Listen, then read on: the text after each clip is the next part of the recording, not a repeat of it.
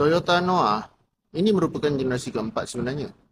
Kalau Voxy mungkin generasi kedua. Tetapi untuk Noah ni merupakan generasi keempat.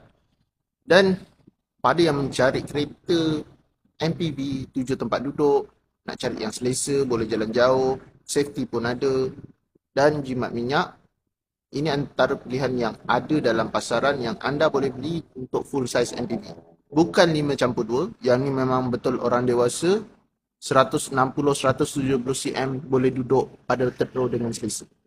So, yang ni dari segi rupa paras, kereta ni lengkap LED, lampu hadapan belakang, dan kereta ni menggunakan enjin 2.0 dengan 10 speed CVT direct shift. Yang mana kereta ni rata-rata yang sudah memiliki mengatakan penjimatan minyak memang sangat ketara jika dibandingkan dengan generasi yang sebelum ini. Yang mana kereta ni boleh dapat anggaran dalam 15 ke 16 km per liter, hampir setara dengan kereta EEV Malaysia. Macam Myvi, Azia dan sebagainya lah. So, pada saya kereta ni cukup bagus untuk abang dengan akak kalau yang nak membeli untuk family.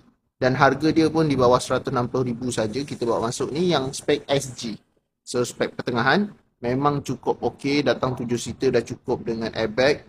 Dan cukup dengan safety, ada 2 kunci juga. Yang berminat boleh whatsappi saya di 0177145604. Yang nak cari recon, cari yang original grade, cari original report. Dan yang pastikan kena ada adalah bayar duty penuh. Kalau tak nanti jadi masalah untuk akan datang. So sampai sini saja. Berminat